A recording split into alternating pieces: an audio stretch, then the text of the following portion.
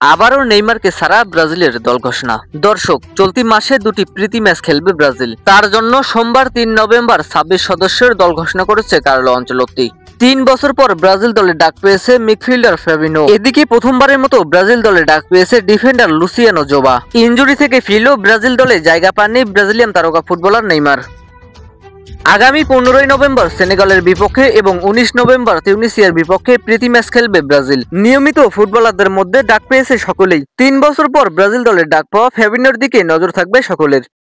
এছাড়া সাবেক Barcelona striker Vitor রোকো অনেকদিন পর ডাক পেয়েছে ব্রাজিল দলে। বার্সেলোনা থেকে পালমেরাসে যাওয়ার পর দারুণ সময় পার করছে ভিটর রোক, যার সুবাদে ব্রাজিল জাতীয় দলে ডাক পেয়েছেন তিনি। ব্রাজিলের জার্সি গায়ে ২০২৩ সালে অভিষেক হয়েছে ২০ বছর বয়সী এই তারকার। এদিকে প্রথমবার ব্রাজিল দলে ডাক পাওয়া জোবা ক্লাব ফুটবলে খেলেন বাহিয়ার হয়ে। এই বছরে দলটির হয়ে ২৮ ম্যাচ খেলে ৫টি গোল আর ৪টি অ্যাসিস্ট করেছেন তিনি। গত মাসে দক্ষিণ কোরিয়া ও জাপানের বিপক্ষে খেলা ২ ম্যাচের স্কোয়াড থেকে বাদ পড়েছেন Carlos Augusto, Douglas Santos, Beraldo Vanderson, Joelinton, Joe Gomez, Gabriel Martinelli ও ইগোর জেসুস। তবে ইনজুরি কাটিয়ে ১.৫ মাস পর মাঠে ফেরা ব্রাজিলের রেকর্ড গোলদাতা নেইমার জুনিয়র এবারও দলে ডাক পাননি। চলুন এক নজরে দেখে আসি সেনেগাল ও তিউনিসিয়ার বিপক্ষে ব্রাজিলের ম্যাচের স্কোয়াড। গোলরক্ষকে রয়েছেন এডারসন মহারাজ, বেন্তো ম্যাথুইস ও হুগো সোজা।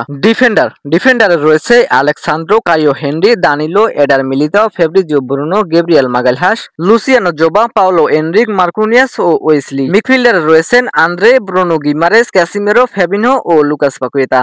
এবারে দেখবো ফরওয়ার্ডে রয়েছেন Estevao Willian, Joao Pedro, Luiz Henrique, Matheus Cunha, Richarlison, Rodrygo, Vinicius Junior ও ভিটর রোক।